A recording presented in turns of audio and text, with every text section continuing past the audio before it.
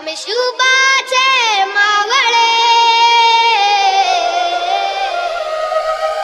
40 किल्ले प्रतापगड. खानाने जावळीच्या दरीत जाण्याचे शिवाजीच्या वकिलापाशी कबूल केले आहे. हे खानाच्या सर्व सरदारांना कळलेच होते. त्यातील काही सरदार अत्यंत दूरदर्शी व बादशाही हिताची खरोखर निष्ठापूर्वक काळजी वाहणारे होते. काही सरदार मात्र शुद्ध नंदीबैल होते.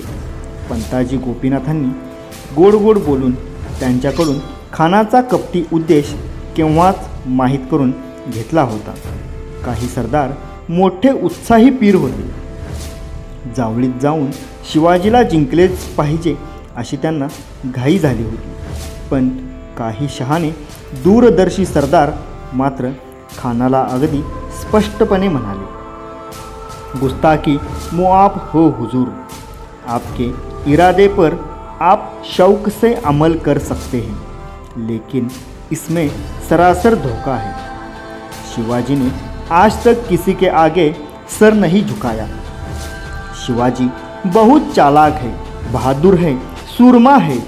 उसके मन में कोई भयंकर राज छिपा है.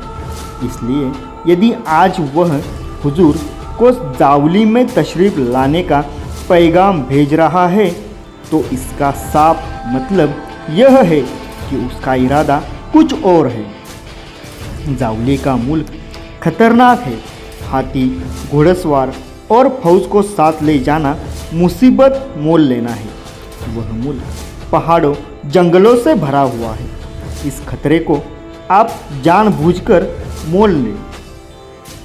इसमें सरासर धोखा है. यावर रागाने लाल होऊन व द्वेषाने अंध होऊन गेलेला तो खान म्हणाला, हाँ ठीक है कि शिवाजी की बहादुरी की तुम तारीफ करो. अफजल खां की ताकत को तुमने अभी पहचाना भी न कहा. मेरे दौड़ते घोड़ों की टापों के नीचे कर्नाटक की फौज ने आखिरी सांसत ले ली. काफरों के बूतों और मंदिरों को मैंने ही मिट्टी में मिलाया है. मेरा गुस्सा देखकर शैतान भी कांप उठता है. फिर शिवाजी तो किस झाड़ की पत्ती. जावली का जंगल तो मेरे रुख को देखते ही जलकर खाक हो जाएगा. खानाची वृत्ती खरोखरच राक्षसी, तसेच त्याचे बळही. त्याला गर्व होता त्याच्या ताकदीचाच. खानाने ठरविले जावळीला जायचेच आणि जावळीकडे कूच करण्यासाठी तयारीचा हुकूम त्याने छावणीत सोडला.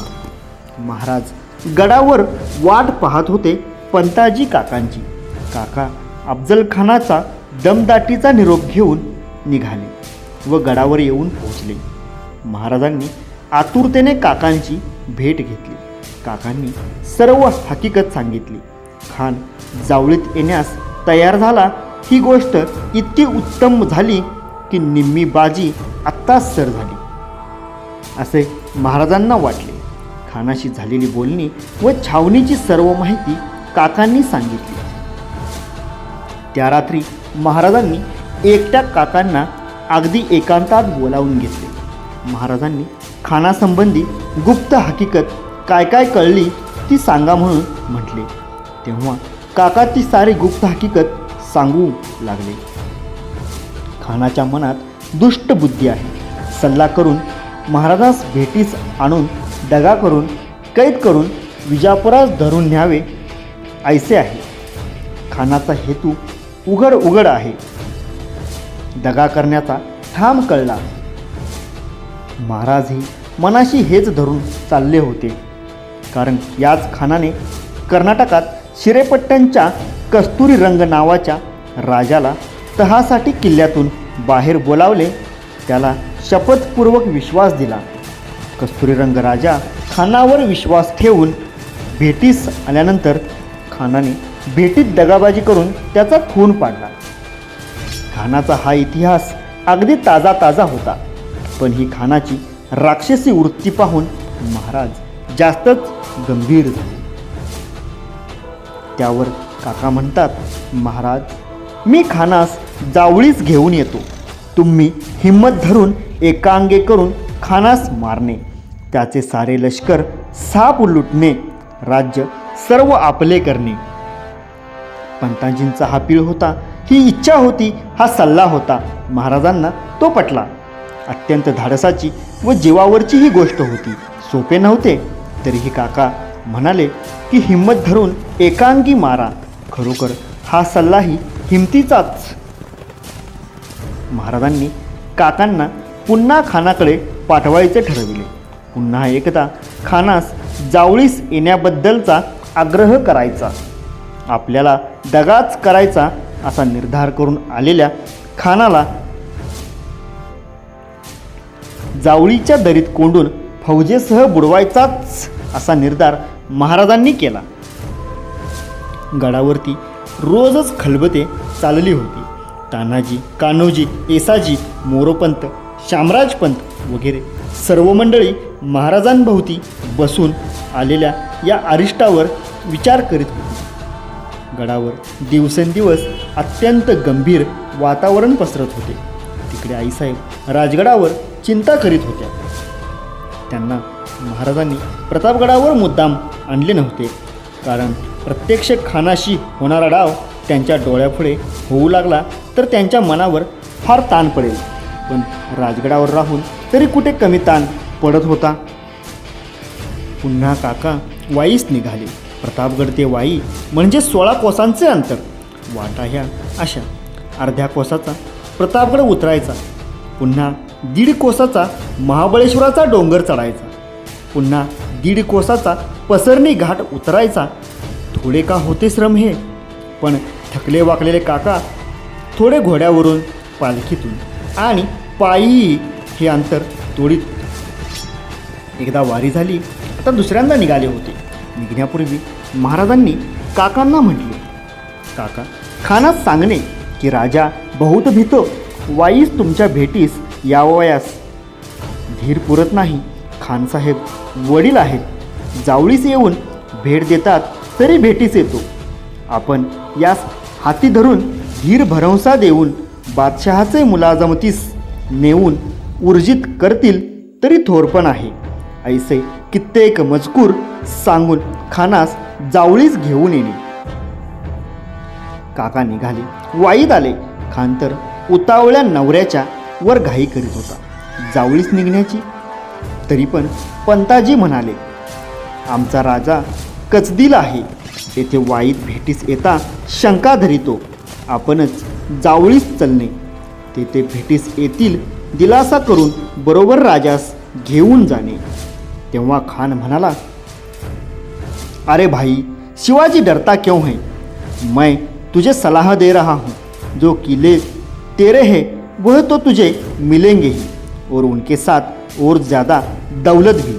शहाजी की कसम खाकर मैं ये सब कहता हूँ. आणि खानाचे लष्कर हत्ती, ऊंट, घोडे, तोफा व बैलांसह जावळीकडे चालू लागले. आता एवढा तो 1.5 कोसाचा पर्वत चढून व माथ्यावरचे 5 कोसांचे गहन अरण्य पार करून व पुन्हा 1.5 कोसाचा अति अवघड असा रडतोंडीचा घाट उतरून ही जनावरे जाणार होती कशी? चैनीत आयुष्य घालविलेली ही विजापुरी फौज, त्या अवजड तोफा, तंबू, सामानाचे पेटारे, धान्य, वैरण घेऊन या डोंगरातून जावळीच्या खोल पाताळदरीत जाणार तरी कशी? हा अजस्त्र सह्याद्री ओलांडायचा म्हणजे काय थट्टा आहे? खानाला काय ही बुद्धी झाली? पूर्वी महम्मद तुलगक नावाच्या एका वेड्या पिराने हिमालय ओलांडून चीनवर स्वारी करायचे ठरविले होते. सारी फौज त्या बर्फाच्या ढिगाऱ्यात तो गमावून बसला. हिमालयावरील अजिंक्य शिवशक्तीने त्याचा पराभव केला.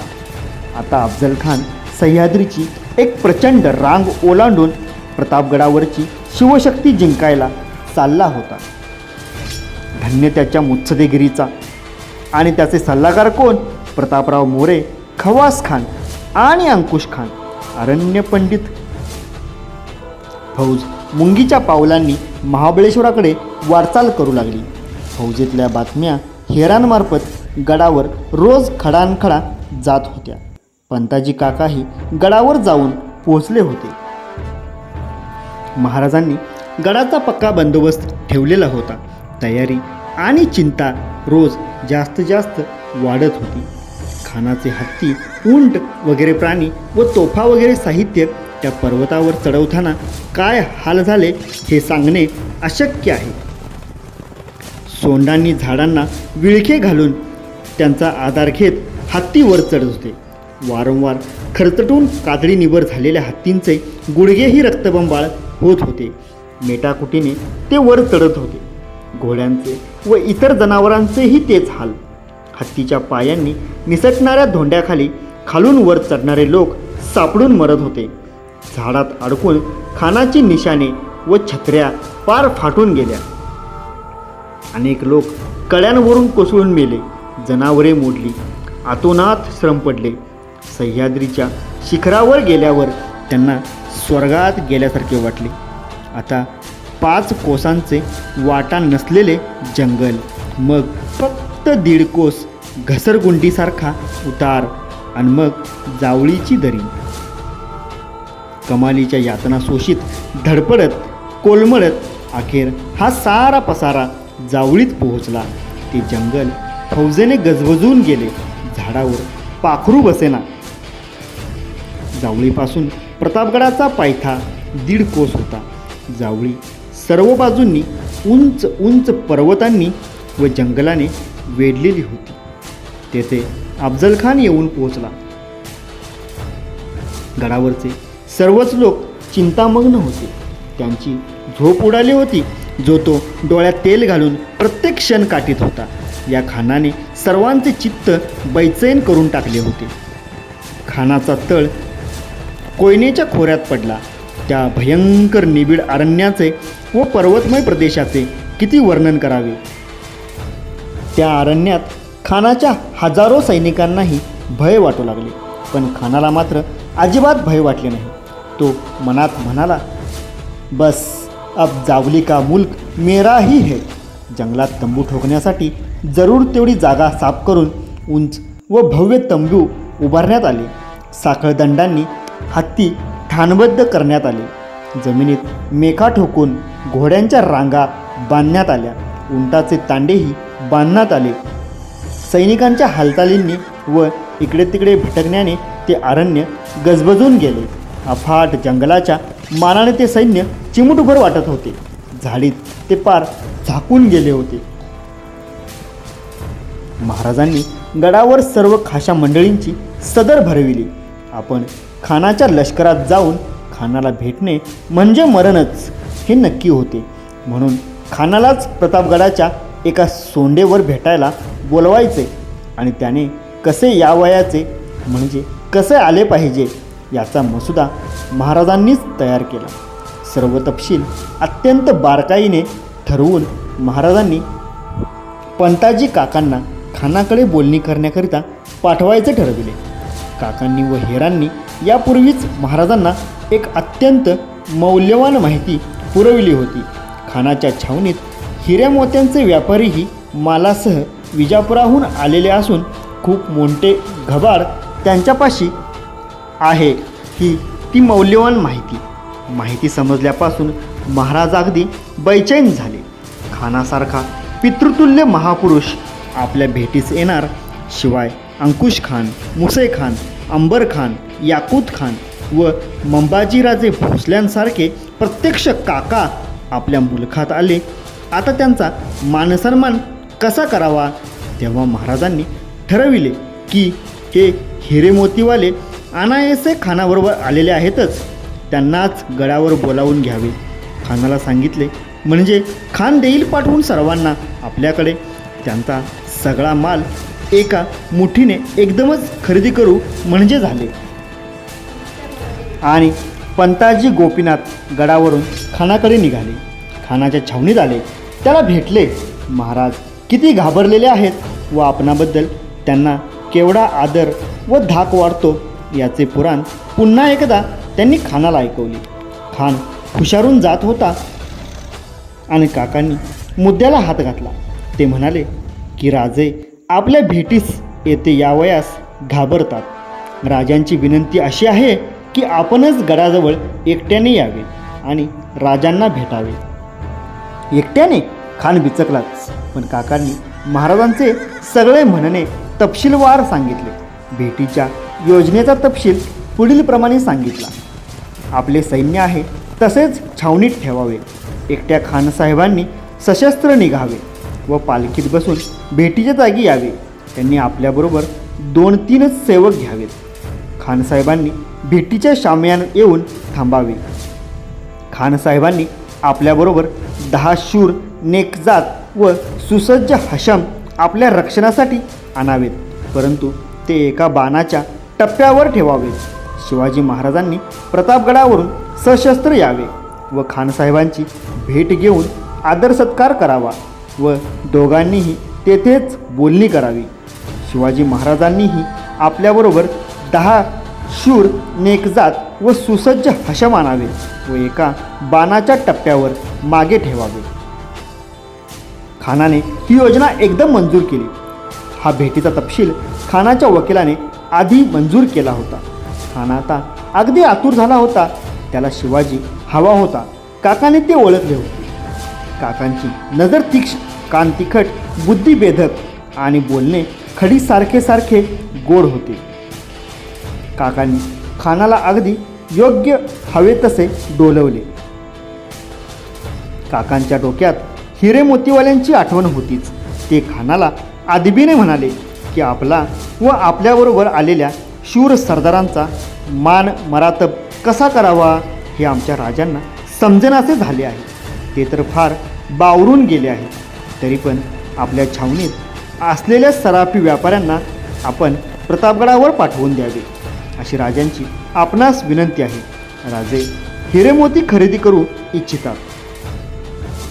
खानाला पटले. त्याने लगेच मोतीवाल्यांना तसरीफ फरमावली. व्यापारी खानापुढे हजर झाले. खानाने त्यांना हुकूम केला की तुमचा सर्व माल घेऊन प्रतापगडावर शिवाजी राजाकडे जा. शिवाजी काही खरेदी करील हे ऐकून व्यापारी खुश झाले, कारण त्यांचा माल आता एकदाच खपणार होता. खानही खुश झाला होता, कारण आपल्याला भ्यालेला शिवाजी आपली बर्दास्त केवढी ठेवतोय हेही त्याला कळून चुकले. हिरे मोत्यांनी गच्च भरलेल्या संदुका घेऊन व्यापारी पंताजींच्या मागोमाग निघाले. गडावर आले. गडावरचे लोक टकामका पाहू लागले की हे नवे पाहुणे कोण आले. ते व्यापारी महाराजांपुढे मालासह हजीर झाले. तो दैदिप्यमान माल पाहून महाराज आनंदून हसले. महाराजांनी सर्व माल ताब्यात घेतला व व्यापाऱ्यांनाही गडावर ठेवून घेतले. मालाची किंमत खानसाहेबांच्या भेटीनंतर द्यावयाची असे ठरले. त्या भोळसट व्यापाऱ्यांना ते खरे वाटले. खानाच्या छावणीतला मौल्यवान ठेवा काकांनी बिना बोबट आणला. खानाचेही महाराजांवर केवढे प्रेम. त्याने हा ठेवा महाराजांकडे घरपोच रवाना केला. खानाची व महाराजांची भेट जेथे व्हावयाची होती ती जागा गडाच्या अगदी पायथ्याशी नव्हती. गडाचा निम्मा डोंगर चढून गेल्यावर डाव्या अंगाला डोंगराची एक सोंड पसरत गेलेली होती. तेथील मध्यावरची झाडी तोडून काढून जागा साफ करविली होती. तेथे अत्यंत मौल्यवान सामान वापरून एक अत्यंत सुंदर शामियाना उभा करण्याचे काम महाराजांनी सुरू केले होते. ही भेटीची जागा खानाच्या छावणीतून किंबहुना गडाच्या पायथ्यापासूनही अजिबात दिसत नव्हती. भेटीची जागाही महाराजांनी अत्यंत अडचणीची निवडली होती. हेतू हा की खानाने कदाचित दगाबाजी केली तरीही त्याचे सैन्य सहजासहजी तेथे पोहोचू नये. गडावर रोज चिंतेची आणि खबरदारीची खलबते चालू होती. राजगडावर आईसाहेबांनी देवी भवानीचे पाय धरले होते. नेतोजी पालकर यावेळी मावळी लष्करासह घाटमाथ्यावर म्हणजे महाबळेश्वरापाशी होता. बाकीचे सारे जिवलग प्रतापगडावरच होते. गडाचा प्रत्येक चिरांचिरा आता अहोरात्र जागा होता. प्रत्येक मावळा महाराजांवरच्या प्रेमाने, निष्ठेने आणि खानावरच्या रागाने सरसरला होता. अनेक हेर खानाच्या छावणीभोवती झाडीत लपून छपून घिरट्या घालीत होते. प्रत्येकाला काळजीने घेरले होते. आणि मुलाखतीचा दिवस ठरला. मार्गशीर्ष शुद्ध सप्तमी गुरुवारी दुपारी. काय होणार होते ते फक्त ब्रह्मदेवालाच माहीत होते. बाहेरचे जग मात्र असे समजत होते की या दोघांचा तह होणार आहे. महाराष्ट्रात घरोघरी यावेळी वांगीसटीचे घट बसले होते. जेजुरी, पाली, सातारे, दावडी, रेवडी वगैरे ठिकाणच्या खंडोबांच्या पुढे चंपाषष्ठीचे किंवा वांगीसटीचे नंदादीप जळत होते. मार्गशीर्षाचा हा पहिला आठवडा होता. भेटीचा आदला दिवस उजाडला. गडावर प्रत्येकजण कामाच्या धावपळीत गर्क होता. कोणाचे चित्त ठिकाणावर नव्हते. जो तो खंडोबाला आणि भवानीला विनवित होता. आईबापांनो, एवढा राजा सांभाळा, तुमच्या हवाली आहे आता. महाराज मात्र अत्यंत शांत चित्ताने पण अतिशय दक्षतेने प्रत्येक गोष्टींची अंमलबजावणी करवून घेत होते.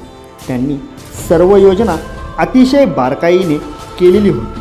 प्रत्येकावर काही ना काही कामगिरी सोपविली होती.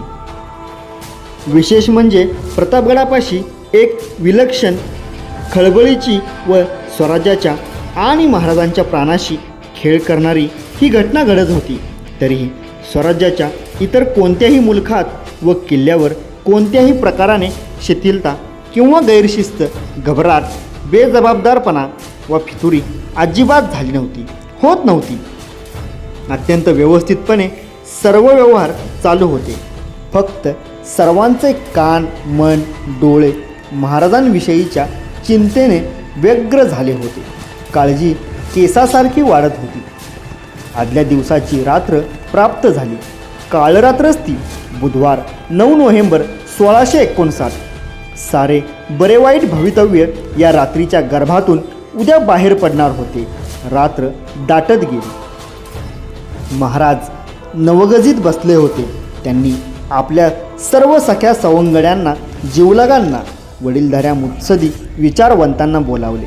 पंताजी काका मोरोपंत, रघुनाथपंत अत्रे, नारोपंत, सुभानजी इंगळे, मानकोजी दहातोंडे, शामराजपंत रांझेकर, शिवाजी देवकाते, सुभानजी कनखरे, पिलाजी बेलदार, बहिरजी, कान्होजी जेधे, झुंजारराव मरळ, जीवा महाला, संभाजी कोंडाळकर, शामराजपंत पद्मनाभी, बाजी जेधे, सिद्धी इब्राहिम, काथाजी इंगळे, कृष्णाजी गायकवाड.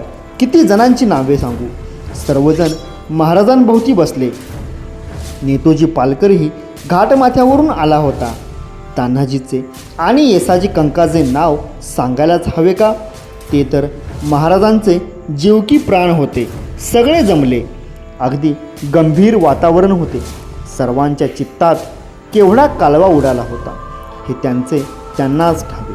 निष्ठा, वीरश्री, तळमळ, काळजी, संताप आणि सूड त्यातून उपाळत होते. अगदी तळाशी होता महाराजांवरील प्रेमाचा गहिवर. महाराजांनी सर्वांना कळकळीने व तितक्याच वीरश्रीने म्हटले, खान भेटीसाठी उद्या येतो आहे. तुम्ही सर्वजण हत्यारबंद सज्ज आहात. हे ऐकून खान कदाचित भीतीची शंकाही घेईल. म्हणून तुम्ही सर्वांनी खानाच्या सैन्याभोवती असलेल्या दाट झाडीत गनिमाला कळू न देता दडून राहा. ठरलेल्या कराराप्रमाणे जर खान वागला नाही आणि त्याने जर बेईमानी केली तर गडावरून नौबतीची आणि 3 तोफांची इशारत होईल. ती होताच तुम्ही सर्वांनी एकच यलगार करून खानाची सारी फौज कापून काढा. साप लष्कर बुडवा. मनगटे फुरफुरू लागली. त्या गंभीर मध्यरात्री मशाली व समयांच्या उजेडात डोळे आणि कान टवकारून बसलेल्या जीवलगांपुढे महाराज बोलत होते. महाराज पुढे बोलताना एका बहादराचे नाव घेऊन त्याला कामगिरी सांगू लागले. जो तो आपली कामगिरी झेलायला उत्सुक झाला. महाराज म्हणाले, बांदल नाईक, तुम्ही तुमच्या जमावानिशी जावळीच्या व पाराच्या झाडीत दडून राहा. कान्होजी नाईक, तुम्ही आणि बाजी सर्जेराव यांनी पाराच्या वाटा रोखणे. खानाचे लष्कर पारात आहे. ते कदाचित डोंगर चढून वर येईल तर त्याला डोंगर चढू न देणे. अवघे लष्कर बुडविणे. हैबतराव व बाळाजी नाईक शिळमरकर यांना आम्ही बोचेघोळीचे घाटात ठेविले आहे, ते खानाच्या लष्करास घाट चढू देणार नाहीत. नेतोजी, इशारतीचे आवाज गडावरती होताच तुम्ही घाटमाथ्यावरून खाली खानाचे लष्करात उतरून चालून येऊन मारामारी करणे. महाराजांनी याप्रमाणेच मोरोपंत पिंगळे, शामराजपंत, तानाजी, बाबाजी भोसले, मारणे, डोहार, पासलकर, त्र्यंबक, सूर्याजी, ढमाले वगैरे सर्व सरदारांना जागा आणि कामे नेमून दिली. काम सर्वांना एकच होते, मारा, कापा, तोडा. जागा फक्त वेगवेगळ्या माऱ्याच्या होत्या. अशी अगदी जाम नाकेबंदी महाराजांनी खानाच्या फौजेची केली. खानाचा पराभव झाल्यासारखाच होता. इतकी ही लष्करी योजना बेमालून होती. आता अवघड फक्त खानाची प्रत्यक्ष मुलाखत होती. एवढे बोलून खाण्यात तो महाराजांनी त्या चेतलेल्या सरदारांना अखेरचा व महत्त्वाचा इशारा दिला. ते म्हणाले, गनिमांपैकी जो हत्यार फिरंग खाली ठेवील त्याला मारू नका, पण हत्यार उगारल्या पायिकाला राखू नका, कापून काढा. भेटीत जाताना बरोबर कोणाकोणाला न्यावयाचे हा मोठा प्रश्न होता. कारण ज्याला त्याला वाटत होते की त्या काळझडप घालणाऱ्या खानापुढे महाराज जातात तेव्हा आपणच हवे महाराजांसंगती. पण महाराजांनी 10 जणांची निवड केली होती. सगळेच चांगले, त्यातले 10 निवडले. बाकीच्यांना कामे आधीच सांगितले होती. मुलाखतीला जाताना 10 जणांनी सांगाती यावे असे ठरले. संभाजी कावजी कोंढाळकर, जीवा महाला, सिद्धी इब्राहिम, काताजी इंगळे, कोंडाजी कंक, येसाजी कंक, कृष्णाजी गायकवाड, सुरजी काटके, विसाजी मुरकंब व संभाजी करवर.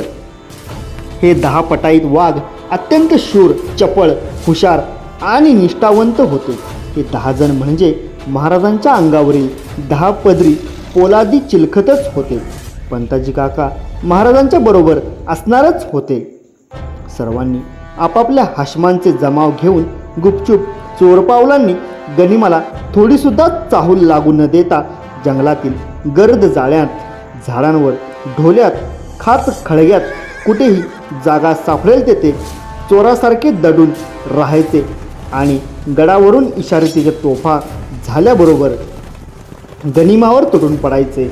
हे काम चोख पार पाडण्यासाठी कमीत कमी 7-8 तास एका जागी खिळून व टपून बसायचे होते. खानाच्या सैन्याला न दिसता 8 तास तोफेच्या आवाजाची वाट पाहत बसायचे. हे सोपे होते काय? महाराजांनी बजावले की सावधपणे आणि हुशारीने वागणे. जर का गनिमाला संशय आला तर सारा डाव उधळला जाईल. म्हणजे युद्धाचे यशापयश प्रत्येक सैनिकावर अवलंबून होते. रात्रभर झोप तरी कुठली, उजाडले. अंधारातच कान्होजी, तान्हाजी, मोरोपंत वगैरे मंडळी आपापल्या लोकांसह निघाली. महाराजांना त्यांनी मुजरे केले. सर्वांच्या मनात विलक्षण कालवाकालव होत होती. आज आपल्या राजाची खानाशी मुलाखत आहे. कसे होणार आणि काय होणार? महाराजांनी सर्वांना प्रेमाने व गदगदच्या हृदयाने निरोप दिला. खात्री एकच दिली, श्री जगदंबा भवानी आपल्या पाठीशी आहे. चिंता करू नका. हत्यार कडक चालवा. फत्ते आपली आहे. जय भवानी. नंतर महाराजांनी खाशा मुत्सदी मंडळींशी खलबत केले. कृष्णाजी बंककर, रघुनाथपंत आत्रे, मानकोजी दहातोंडे, शामराजपंत रांझेकर, सुभानजी इंगळे ही मंडळी त्यात होती. महाराजांनी विचारले, खानाला भेटावयास कैसे जावे? खानाला जे भेटायला जायचे ते कोणत्या खबरदारीने जायचे याचा खोल विचार सुरू झाला. तेव्हा कृष्णाजी बंककर म्हणाले, शिवबा, सील करा अंगाला. सील म्हणजे चिलखत. कृष्णाजी मोठ्या काळजीचे. त्यांनी सुचविले की अंगात चिलखत घालूनच भेटीला जा. मग कोणी काही काळजी सुचविली आणि मग महाराजांनी कसे कसे करायचे ते आपल्या मनाशी पक्क केलं. उषकाल झाला. सूर्यनारायण सप्त अश्व दौडीत महाबळेश्वराच्या शिखरावर आला. भेटीचा शामियाना सजून तयार होता. अतिशय सुंदर खांबांवर शामियाना उभा होता. ब्रह्मांपुरी चिटाचे पडदे व आडपडदे लावलेले होते. कनाती अशाच मौल्यवान कापडाच्या होत्या. पडद्यांना व झालरींना मोती लावलेली होती. मधूनमधून मोत्यांचे घोस लोंबत होते. भरजरी आसमानगिरी केलेली होती. हिरे मोती आणि मानके जडवून त्यावर चांदवा लावलेला होता. रुजामे, गाद्या, लोड, गिरद्या भरजरी चिटे घालून सजविलेल्या होत्या.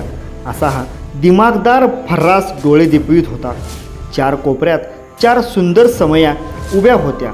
वाळ्याचे पंखे ठेवले होते. शामियानाला सोन्याचे चंद्राई कळस लावले होते. सदरेवर कस्तुरी सिंचून सुगंधाचा घमघमाट उडविलेला होता. इतका की सहजासहजी कोणता विषारी नाग तेथे धुंदच व्हावा. मौल्यवान पीकदाण्या, दवण्याचे कुंड, तबके, सुरया वगैरे जिन्नस ठेवले होते. सदरेचा ढाळ असा काही नखरेबाज होता की त्याने कुबेराचीही काचबंदी व्हावी. बादशहाच्या बापासाठी सुद्धा अशा शिनगाराचा शामियाना कोणी उभा केला नव्हता आजपर्यंत. गडावरून शामियाना स्पष्ट दिसत होता. आजच दुपारी येथे भेट होणार होती. गडावरचे वातावरण काही भयंकरच विचित्र झाले होते. सर्व कामे चोखपणाने चालू होती, पण कोणाचीही मने स्वस्थ नव्हती. हृदये थरथरत होती आणि खानाच्या छावणीवर कबुतरे फडफडत होती. आनंदी आनंद होता, काळजी नव्हतीच. सर्वांची खात्री होती की आज आपण शिवाजीला घेऊन विजापुरास माघारे निघणार. आपले खानसाहेब मुलाखतीला जातील. तो घाबरलेला भ्याड शिवाजी खानसाहेबांच्या स्वाधीन आपण होऊन येईल. मग शिवाजीसह ते परत येतील. मग निघायचेच. न लढता केवढी प्रचंड लढाई आपण जिंकित आहोत याबद्दल स्वतःचेच कौतुक वाटत होते. शिवाजी मूळचाच भित्रा असून आता तर अगदीच घाबरगुंडी उडाली आहे त्याची, अशी खास माहिती खानाच्या सबंध लष्कराला वाईतच भरपूर मिळाली होती. त्यामुळे हे लोक अत्यंत निष्काळजी, बेफिकीर आणि गाफील होते. तिन्हीचा अर्थ एकच. प्रतापगडावर महाराजांच्या देवपूजेची तयारी राजोपाध्यांनी केली होती. महाराजांनी स्नान केले. ते शांत होते. यात किंचितही डगमगले नव्हते. त्यांची भवानी शंकराच्या पायी वज्रश्रद्धा होती. त्यांची ही खात्री होती की आपले स्वराज्याचे कार्य परमेश्वरी कार्य आहे. त्यात यश येणारच, पण प्रयत्नात तीळ मात्र कसूर होता कामा नये. आणि तशी कसूर प्रयत्नात आणि श्रमात अजूनपर्यंत झालेली नव्हतीच. महाराज स्नान करून शिवपूजनास बसले. राजोपाध्ये मंत्र म्हणून पूजा सांगत होते. विविध प्रकारांनी अगदी यथासांग पूजा चालली होती. महाराज तन्मय झाले होते.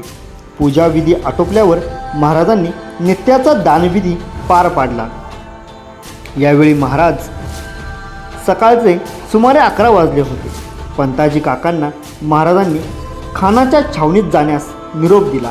कारण खान भेटीसाठी छावणीतून निघेल तेव्हा काकांनी तेथे जवळ असणे जरूर होते.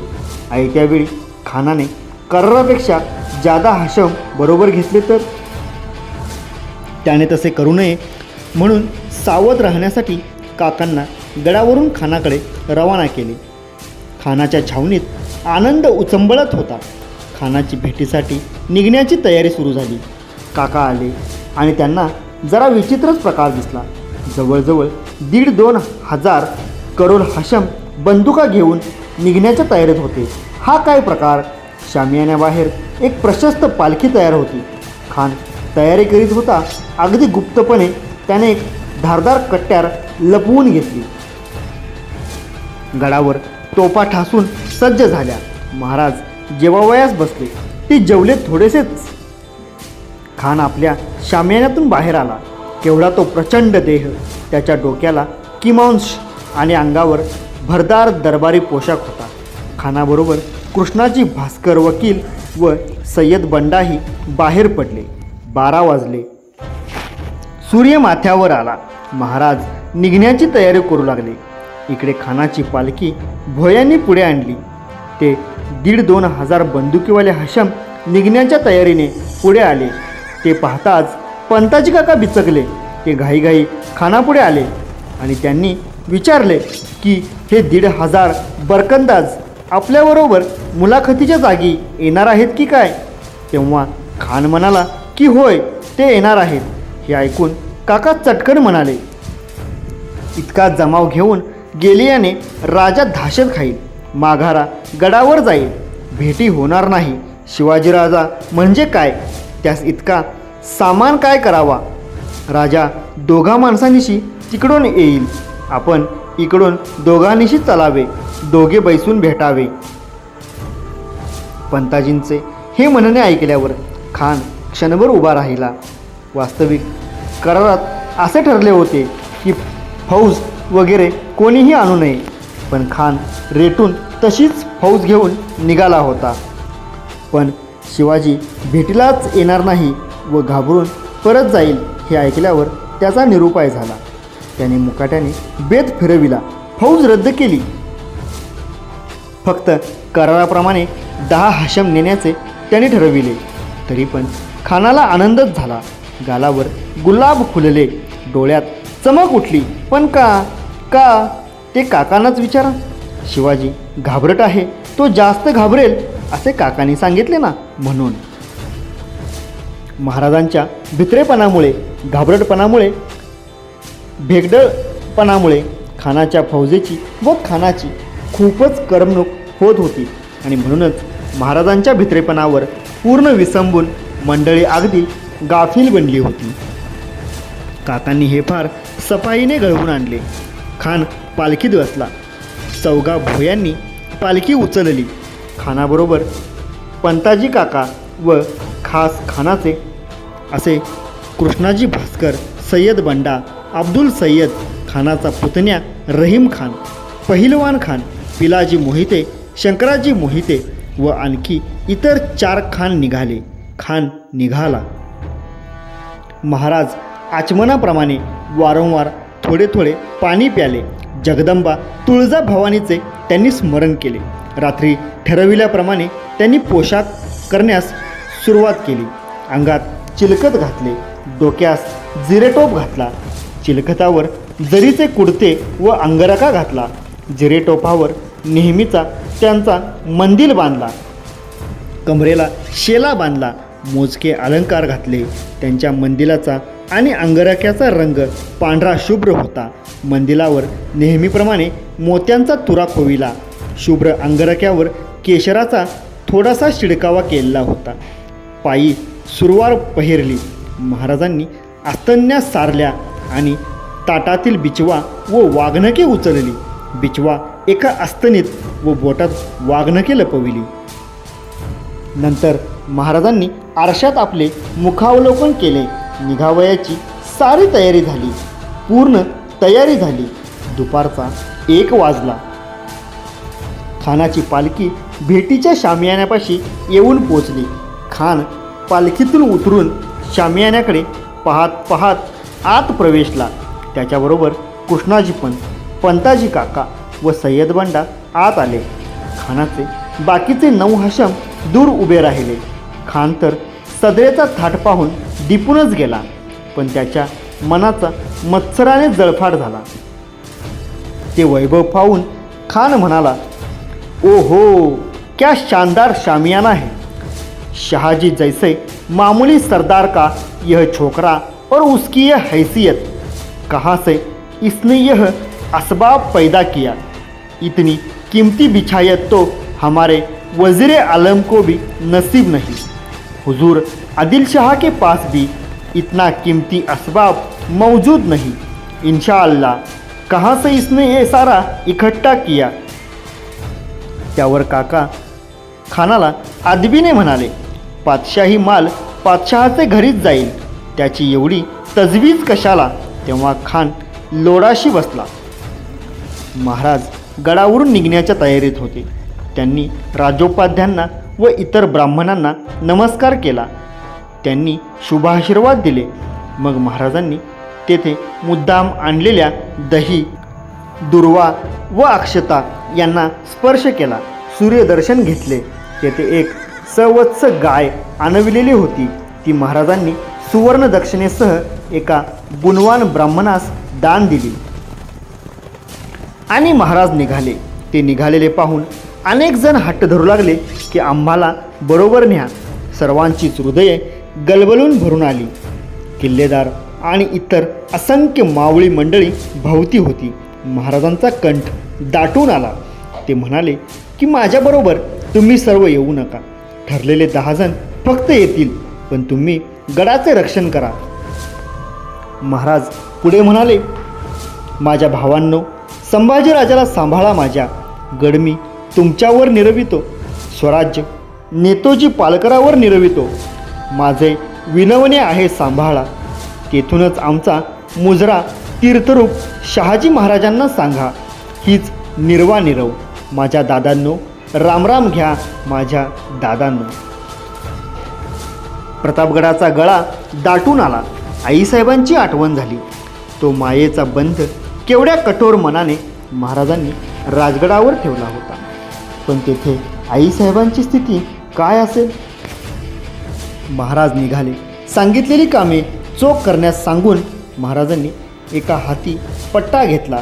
महाराजांच्या बरोबर जिवा महाला संभाजी कावजी कोंढाळकर, संभाजी करवर, काताजी इंगळे, कोंडाजी कंक, कृष्णाजी गायकवाड, सिद्धी इब्राहिम, सूरजी काटके, विसाजी मुरबंब आणि येसाजी कंक हे पाठच्या भावासारखे रक्षक निघाले.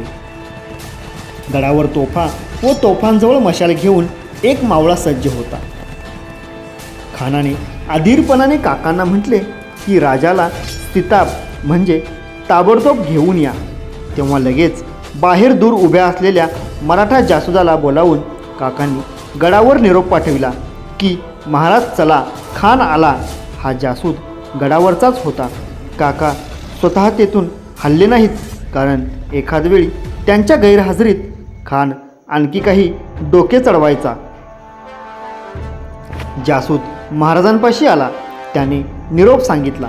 महाराज थांबले. त्यांनी जासुदाला शामियान्यातील सर्व माहिती बारीक विचारली. तेव्हा जासुदाने सर्व सांगितले. त्यात हेही सांगितले की खानापाशी सदरेवर एक सय्यद बंडा नावाचा हत्यारबंद हाशम उभा आहे. हे ऐकून महाराज तेथेच निम्म्या वाटेवर उभे राहिले. तेथून खानाचा शामियाना दिसत होता. महाराजांनी यात दगा आहे हे जाणले. त्यांनी पंताजींना निरोप पाठविला की येथे या. काकांना निरोप आला. खानाला आश्चर्य वाटले, शंकाही आली. ही आता निरोपी कसली? काका खानाला सांगून लगबगीने महाराजांपाशी आले. तेव्हा महाराज म्हणाले, जैसे आम्हास महाराज तीर्थरूप तैसेच खान. मी तर खानाचा भतीजा. खान वडील सय्यद बंडा खानाजवळ आहे. त्याकरिता शंका वाटते. सय्यद बंडास यातूर दूर पाठविणे. हा महाराजांचा निरोप नवे अर्ज खानासाठी होता. काकांनाही ते पटले. महाराज कमालीचे सावध होते. काका पुन्हा तुरुतुरु खानापाशी आले. त्यांनी खानाला सांगितले की एवढा हाशम दूर ठेवा. राजे फार घाबरतात. खान वाईद आल्यापासून सारखे ऐकत होता. राजे भितात, घाबरतात. हा राजा अगदी शेवटचा भीतीचा वळसा. खानाने लगेच सय्यदला दूर जाण्यास फरमाविले आणि मग महाराज पावले टाकीत निघाले. मुखाने ते आदिशक्ती भवानीचे स्मरण करीत होते. जगदंब जगदंब जगदंब. समोर दूरवर शामियान्यात बसलेला खान दिसू लागला. प्रत्येक पावलागणिक मृत्यू पावले टाकीत जवळ जवळ येत होता. कोणाचा लांबून येत असलेल्या महाराजास खानानेही पाहिले. खान आतुर झाला. हवा असलेला तो शिवाजी आला. आता तो सुटत नाही. महाराज शामियान्यापाशी आले. आता खानाला स्वर्ग फक्त 2च बोटे उरला. खान एकदम उभाच राहिला. केवढा धिप्पाड तो पर्वत. महाराजांशी त्याची नजरानजर झाली. महाराजांनी गालात स्मित केले. खान सामोरा आला. दोन्ही वकील तेथेच होते. महाराज आत गेले. सूर्यही थबकला. वारा स्तब्ध झाला. चित्रगुप्ताची लेखणी थांबली. यमदूतांची छाती धडधडू लागली. खानाने आपली तलवार चटकन कृष्णाजी भास्करापाशी दिली. खान खोटा नाटकी जिव्हाळा दाखवित होता, परंतु त्यात कपट ओतप्रोत भरलेले होते. महाराजांच्या सराईत नजरेला बरोबर सर्व अंदाज आला. खान छद्दीपणाने म्हटला, राजाशी आपकी सद्र तो शाह आदिल शाह से भी बेहतरीन है. शायद आप भूल गए कि आप एक नाचीज शख्स है. खानसाहेब, ज्याची करणी त्याला काही भ्यावे तर ते प्रभू रघुनाथाला भ्यावे. की तुम्हाला आपण कोण ते आम्ही फार चांगले जाणतो. महाराज म्हणाले, तू अपनी हिम्मत बहादुरी की शेकी बदारता है. बेअदब से बुरी राह पर क्यों चलता है. अली आदिल शाह, कुतुब शाह और मुगले की हुकूमत को ठुकरा कर बेलाग बरतता है. तेरी शेखी को मिटाकर तुझे सबक सिखलाने का लिए मैं आया हूँ. तेरे ये सारे किले मेरे काबू में दे. मेरा मातहत बन जा. पहले तुझे मैं आला हजरत अली आदिल शाह के आगे पेश करूँगा. उसके सामने सर झुकाने पर मजबूर करूँगा. फिर उसी से तुझे बड़ी जागीर इनायत करूँगा. आओ अपनी सारी शेखी छोड़कर इस अफजल खां को गले लगाओ. एवढे बोलून खानाने महाराजांना आलिंगन देण्याकरिता दोन्ही हात पसरले. मृत्यूचा जबडा असतो, त्या जबड्यात तो महाराजांचा, स्वराज्याचा, देवाधर्माचा, सौभाग्याचा, आईसाहेबांच्या पुत्रसुखाचा, सर्वस्वाचाच एकदम घास घेत होता. खानाने एकदम महाराजांना मिठी मारली. धिप्पाड खानापुढे महाराज अगदीच खुजे होते. त्यांचे डोके खानाच्या छातीला लागले आणि आणि आणि खानाने एकदम महाराजांची मान आपल्या डाव्या काखेत पकडली, दाबली. एक क्षण पापणीही लवली नाही. खानाने एकदम कट्यार काढली आणि दात ओठ खाऊन खसकन महाराजांच्या खुशीत खुपसली. टर्रकन अंगरका फाटला, कट्यार खरखरली, आत चिलकत होते.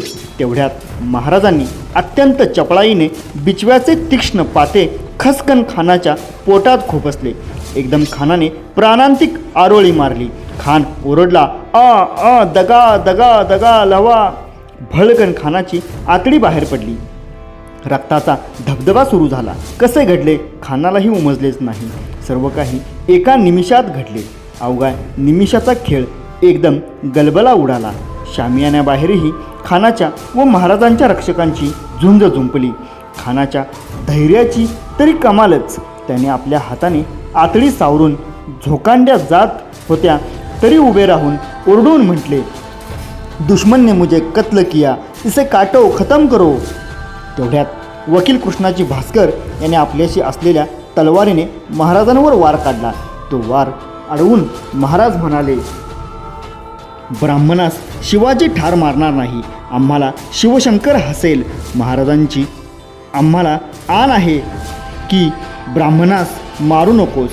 तरीही कृष्णाजी पंत महाराजांवर चालून आला. मग मात्र त्याच्या ब्राह्मणाच्या क्षणभरही विचार न करता महाराजांनी कृष्णाजी पंतास तलवारीच्या सपाट्याने ठार केले. पण तेवढ्यात बाहेर चाललेल्या दंगलीतून सय्यद बंडा आत घुसला. तो महाराजांवर चालून आला. तेवढ्यात जिवा महालाही महाराजांपाशी धावत आला. महाराजांवर सय्यद आलेला पाहून जिवाने मोहरा घेत म्हटले, महाराज याला मीच ठार करतो, येऊ द्या त्याला. सय्यदचा वार जिवाने आपल्या अंगावर घेत अडविला आणि सपकन घाव घालून सय्यद बंडाच्या 2 चिरफाकळ्या केल्या. या धामधुमीत खान शामियान्याबाहेर पडला. रक्त गळत होते, झोकांड्या जात होत्या. तेवढ्यात त्याच्या भोयांनी पालखी भराभरा आणली. खानाने पालखीत अंग टाकले. भोई पालखी उचलून पळवीत नेऊ लागले. हे संभाजी कावजीने पाहिले. तो धावत गेला. त्याने सपासप घाव घालून भोयांचे पायच छाटले. पालखी भुईवर आदळली गेली. संभाने खानाचे मुंडके तलवारीने कापले व ते घेऊन महाराजांपाशी आला. इतरांच्या झटापटी चालूच होत्या. एवढ्या धूमधडाक्यात गडावरच्या तोफांनी किंकाळ्या फोडल्या. दरीखोरी घुमली. खानाच्या गाफील फौजला वाटले भेटीच्या वेळी उडालेल्या या मानाच्या तोफा, पण तसे नव्हते ते. रणचंडिकेने तुळजा भवानीने जंगलात लपलेल्या मराठ्यांना मारलेली ती हाक होती. तोफांची इशारत होताच कान्होजी, तानाजी, नेतोजी, मोरोपंत, शामराजपंत आणि झाडून सगळे मराठी वाघ झेपा टाकीत गरजत बाहेर पडले आणि गनिमांवर त्यांनी असा काही हल्ला चढवला म्हणता काय भयंकर अकराळ विकराळ आवेश त्यांचा तो. खानाच्या फौजेत अकस्मात आकांत उडाला. कत्तल कत्तल आणि कत्तल. केस मोकळे सोडलेली, भयंकर संतापलेली, भयंकर आरोळ्या फोडणारी, हातात हजारो शस्त्रे घेऊन करकरा दात खाऊन जणू प्रत्यक्ष भवानीच खानाच्या उन्मत्त व महामूर्ख फौजेचा संहार करीत होती. हत्ती बिथरून सैरावैरा धावत होते. मराठे बेभान होऊन खांडोळी उडवीत होते. रक्ताचे लोट वाहू लागले. बांदल, मारणे, शिळमकर, बाजी, जेधे वगैरे सर्वांनी अगदी शर्त मांडली. प्रत्येक सामान्य मावळाही चिडून लढत होता. गेले 6 महिने खानाने व त्याच्या सैन्याने केलेल्या सगळ्या पापांचा झाडा आता घेतला जात होता. शिवाजीराजा हवाय नाही रा तुम्हाला, हा घे शिवाजीराजा, घाव घाल की तोड मुंडके, असे चालले होते. कोयनाबाई, कृष्णाबाई लाल लाल होऊन वाहू लागल्या. नेतूजी पालकराने तर कहरच केला. ते जावळीचे अरण्य आक्रोश आणि रणगर्जना यांनी भरून गेले. पळूनसुद्धा जाता येईना. फक्त एकाच ठिकाणी जायला वाट मोकळी होती, ती म्हणजे स्वर्गाची. शामियान्याबाहेर खानाच्या व महाराजांच्या खाशा प्याद्यांची झुंज चाललीच होती. येसाजी कंक, इंगळे, करव काटके व सिद्दी इब्राहिम यांनी विलक्षण तडाखा दाखविला. खानाकडील पहिलवान खान, रहीम खान, अब्दुल सय्यद, पिलाजी व शंकराजी मोहिते वगैरे 10चे 10 जण शामियान्याभोवती ठार होऊन पडले. महाराजांच्या 10 वीरांपैकी मात्र एकही जण दगावला नाही. महाबळेश्वर आणि प्रतापगड यांच्या दरम्यान असलेल्या त्या दऱ्याखोऱ्यात युद्धाचा कल्लोळ उडाला होता. सर्व वाटा रोखून धरून कापाकाप चालली होती. अक्षरशः दानादान उडाली होती गनिमांची. रणयज्ञ धडाडून पेटला होता.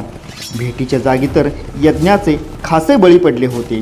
संभाजी कोंढाळकराच्या डाव्या हातात खानाचे मुंडके रक्त गाळीत होते व उजव्या हाती तलवार निथळत होती. तो अगदी काल भैरवाप्रमाणे दिसत होता. या सगळ्या धुमश्चक्रीत पंताजी काकांच्या दंडाला तलवारीने जखम झालीच. महाराजांच्या मस्तकालाही खोक पडली. आत जिरेटोप असल्यामुळे जखम बेताचीच होती. त्यांच्या अंगावर रक्तांची रंगपंचमी साजरी झाली होती. महाराज, काका व त्यांचे खासे हाशम झपाट्याने गडावर निघून गेले. शके 1581 विकारी नाम संवत्सरात मार्गशीर्ष शुद्ध षष्टीसह सप्तमी गुरुवारी दुपारी 8वें तासी म्हणजे सुमारे 2 वाजता देवज्येष्ठा अफजल खान ठार झाला. गडावर नौबती वाजत होत्या. शिंगे ललकारत होती. राजगडावर आईसाहेबांना खबर गेली. खानाच्या फौजेचा साप पन्ना उडाला. जे शरण येत होते ते तेवढे वाचत होते. खान ठार झाल्याची ओरड झाल्यावर तर मराठ्यांना जास्तच अवसान चढले. गनिमांचा धीर खस्त झाला. घोरांदर युद्ध झाले. निदान करून मोठेच भांडण केले. हत्ती घोडेही बरेच नेले. माणसे किती मेली त्यांची संख्या न करवे. कमलोजी साळुंखे, रामाजी पांगारकर, नारोपंत यांनी तलवारीची हौस फेडवून घेतली. त्यांनीच काय, सर्वांनीच. अंधार पडत चालला. खानाचा पुत्र फाजल खान जखमी झाला होता. तरीही लढत होता. तो वाट शोधत होता पळून जायला. बिचाऱ्याचा बाप गेला आणि त्याचे 2 भाऊ मराठ्यांनी कैद करून नेले. मुसेखान सर्वांना प्रोत्साहन देत होता लढा म्हणून, पण त्याचे कोण ऐकतो. अखेर स्वतः मुसेखानच झाडीत घुसून पळाला. त्याच्या मागोमाग फाजल खान, हसन, याकूब हे खानही पळाले. अंकुश खान हा फाजल खानचा सल्लागार आता झाडाझुडपात घुसून जीव बचावेल कसा ही चिंता करीत होता. फाजलच्या पायास जखम झाली होती. खानाचे खासे लोक ठार झाले. बंबाजीराजे भोसले म्हणजे महाराजांचे चुलत चुलते ठार झाले. शिवाय कैदही असंख्य झाले. झुंजारराव घाटके, अंबर खान, छोटा रणदुल्ला खान, अफजल खानाचे 2 मुलगे वगैरे सापडले. त्यांना गडाकडे चालविले. पायथ्याशी त्यांना आणण्यात आले. महाराजांना शत्रूकडील कैदी आणल्याची खबर गेली. ते लगेच जातीने गडावरून खाली आले. कैद्यांना वाटले आता मरणच, परंतु राजा पुण्यश्लोक शरणागतास मारित नाही. महाराज या कैद्यांना भेटले. त्यातल्या कित्येकास पोटाशी धरून त्यांनी दिलासा दिला. संस्कृती म्हणतात ना, ती हीच. महाराजांच्या सैन्याच्या हाती लूट तर अमूप सापडली. हजारो हत्ती, हजारो घोडे, उंट, बैल, कापड चोपड, बारूद, तंबू, तोफा, पालख्या, हत्यारे आणि खजिना आणि जडवजाहीर अपार, चिक्कार अगणित. यशवंत, खंडेश्वरी, तुळजाभवानी राजास प्रसन्न. बहुधा प्रकारे श्रमसाहस करून राजा यशवंत झाला. खाना सारिका दुर्योधन मारिला, हे कर्म भीमाचे. आदिलशाहीचा शौर्यसागर एका आचमनी गिळून टाकला, हे कर्म अगस्तीचे. तुलना नसे.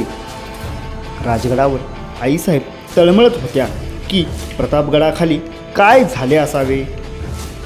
त्यांनी सारा भार भगवतीवर टाकला होता. मन मात्र प्रतापगडाकडे धावत होते. ऊर धडधडत होते. मंगल महत्त्वाकांक्षाचा गणपती आईसाहेबांनी हृदयाच्या तामणात ठेवून आसवात बुडाविला होता. हात जोडून आर्ततेने त्याला आळवीत होत्या. त्यांचे मन एका निमिषात हजारदा प्रतापगडाच्या बुरुजापर्यंत धावत होते. गडावरून घारीसारखे भिरीभिरी खाली पाहत होते. ओक्साबोक्सी रडत होते. पुन्हा पुन्हा जगदंबेला विनवित होते की तुझ्या शिवबाला तूच सांभाळ. आणि प्रतापगडावरून राजगडाकडे हसत उधळत दौडत बागडत महाराजांचा बातमीदार थैली घेऊन आला. प्रतापगडावरून थैली आली. बातमी आली. राजगडाच्या दरवाजांनी, बुरुजांनी, तटकोटांनी, वृक्षवल्लांनी आणि तोफांनी, बंदुकांनी, नगाऱ्यांनी, चौघड्यांनी, शिंग करण्यांनी, ध्वजांनी अगदी आदिर होऊन, चित्रासारखे स्तब्ध होऊन, डोळे ताणून प्रतापगडाच्या बातमीकडे जीवाचे कान टवकारले. एकमेकांच्या हृदयाचे ठोके एकमेकांना ऐकू येऊ लागले. बातमी आली. काय झाले प्रतापगडाखाली? काय काय काय आणि दिवाळीच्या दारूसारखी बातमी राजगडावर फुटली. सप्तरंग उधळीत फुटली. देवज्येष्ठा अफजल खान महाराजांच्या हातून ठार झाला. खान पुरा झाला. महाराज फत्ते झाले. प्रतापगड फत्ते झाला. ही बातमी ऐकता क्षणीच केवढा आनंद आईसाहेबांचा आणि राजगडाचा आनंद आभाळात मावेना. खान मेला. खानाची गर्दन उडाली. राजगडाच्या नगाऱ्यांनी आणि चौघड्यांनी आनंदाने धाड छाताडे बडवून घेण्यास सुरुवात केली. शिंगे करण्याच्या हसण्या खिदळण्यास ऊत आला. बंदुकांनी आणि तोफांनी तर गरजून आकाश पातळ धुंद करून टाकले. खान खतम झाला. महाराष्ट्राची महमंगला भगवती तुळजाभवानी संतुष्ट झाली. आईसाहेब तुष्टल्या. सारे अपमान धुवून निघाले. आईसाहेबांनी गडावर साखरा वाटल्या. नगारे करणे केले. भांडी वाजविली. मोठी खुशाली केली. आईसाहेबांनी आसवात बुडवून ठेवलेल्या हृदयाच्या ताम्हणातल्या मंगल महत्त्वाकांक्षेच्या गणपतीने उसळी मारली. आईसाहेबांच्या आणि अवघ्या मावळ मुलखाच्या उरी चिंतेचा डोंगर पडला होता. तो उधमळून दूर फेकला गेला. हौस होती अफजल खान मारावा. ती हौस शिवबाने पुरविली. जणू जगदंबेची ओटी खानाच्या मुंडक्याने भरली गेली. संभाजीचे उसने फिटले. महाराजांनी खानाचे मुंडके प्रतापगडावर नेले होते. त्यांनी खानाचा देह रिवाजरीतीप्रमाणे सन्मानपूर्वक दफन करविला. खानाच्या मुंडक्याला त्यांनी पिंजरा केला. म्हणजे एक प्रकारच्या वेष्टनात ते घातले. मुंडक्याचा तो पिंजरा त्यांनी लगेच राजगडास रवाना केला. आईसाहेब राजगडावरच होत्या. त्यांना पाहावयासाठीच शिर तिकडे पाठविणे अगदी स्वाभाविक नव्हते का? ते मुंडके राजगडावर आले. ते पाहून आईसाहेबांच्या हृदयात कोणते भाव आले असतील? त्यात संतोष होता, यात शंकाच नाही. कारण त्यांच्यात सांगण्याप्रमाणे संभाजीचे उसने फिटले होते. खान उघड वैरीच होता. पण तरीही खानाच्या देहाची व शिराची विटंबना महाराजांकडून किंवा आईसाहेबांकडून यात किंचितही झाली नाही. मराठ्यांनी आणि त्यातल्या त्यात या मायलेकरांनी ती रीतच नव्हती. हयातभर असंख्य शत्रूशी ते भिडले व लढले. असंख्य शत्रू त्यांनी कापून काढले. पण कोणत्याही शत्रुवीराच्या प्रेताची विटंबना त्यांनी कधीही केली नाही. अफजल खानाच्या प्रेताची विटंबना केली नाही. महाराजांचे वैर अफजल खानाशी होते, त्याच्या प्रेताशी नव्हते. खानाचे शिर राजगडावर पाठविताना ते नेणाऱ्या मंडळींना महाराजांनी हुकूम दिला होता की खानाचे शिर राजगडाच्या बाले किल्ल्याच्या दरवाजावर असलेल्या कानोड्यात बसवा आणि त्याची पूजा अर्चा व नैवेद्य नित्य चालावा. त्याप्रमाणे व्यवस्था राजगडावर करण्यात आली. अफजल खानाने विजापुरास वाईस आल्या आल्या आपल्या काही फौजा सासवड, शिरवळ, सुपे वगैरे भागावर पाठवून ती ठाणी जिंकली होती. कल्याणजी यादव, नाईकजी खराटे, नाईकजी पांढरे, सिद्धी हिलाल वगैरे सरदारांबरोबर खानाच्या फौजा गेल्या होत्या. याच विजापुरी सरदारांच्या कब्जात शिरवळ, सुपे वगैरे ठाणी होती. महाराजांची व खानाची भेट प्रतापगडाच्या माचीवर ज्या दिवशी होणार होती त्याच दिवशी वरील सुपे, शिरवळ वगैरे ठाणी जिंकून परत स्वराज्यात दाखल झालीच पाहिजेत अशी महाराजांची इच्छा होती. त्याप्रमाणे त्यांनी आधीच मराठी टोळ्या पाठवून त्यांना हुकूम दिले होते की भेटीच्या दिवशीच हल्ले चढवून आपली ठाणी परत मिळवा. काय आश्चर्य, भेटीच्या दिवशीच सासवड, शिरवळ, सुपे वगैरे ठाण्यांवर मराठी फौजांचे हल्ले चढले. प्रत्येक ठाणे काबीज झाले. प्रत्येक ठाण्यावर पुन्हा भगवे झेंडे चढले. गनिमाचा फन्ना उडविल्यानंतर कान्होजी जयदेव, बांदल, मोरोपंत, तानाजी, नारोपंत वगैरे सर्व जिवलग पराक्रमांची शर्त करून प्रतापगडावर आले. सर्वजण लालीलाल झाले होते. गडावर विजयाचा आनंद उसळत होता. सकाळचा प्रतापगड आणि आत्ताचा प्रतापगड यात सुतक सोयरा इतके अंतर होते. रक्तात मिसळून आलेल्या आपल्या जीवाच्या सोबत्यांना महाराज उराउरी कडकडून भेटत होते. प्रचंड म्हणजे अगदी आसमानी फत्ते झाले होते. कित्येक महिने अहोरात्र केलेले श्रम फत्ते झाले होते. फत्ते मुबारकीच्या तोफा सुटत होत्या आणि प्रतापगडावरून त्याच मध्यरात्री पुढच्या चढाईचे हुकूम महाराजांनी सोडले. एक प्रचंड विजय मिळाल्यानंतरही विश्रांती नाही, विजयोत्सव नाही, नवे संक्रमण, नवी चढाई. शिंगे तुतारत होती, नौबती झडत होत्या, घोडे फुरफुरत होते. बादशाही अंमलाखालून मराठी मुलूक स्वतंत्र करण्यासाठी मराठी तलवारी उसळल्या होत्या. ऐन्य मध्यरात्री महाराज नव्या शिलंगणास निघाले. गर्जना उठली, हर हर महादेव.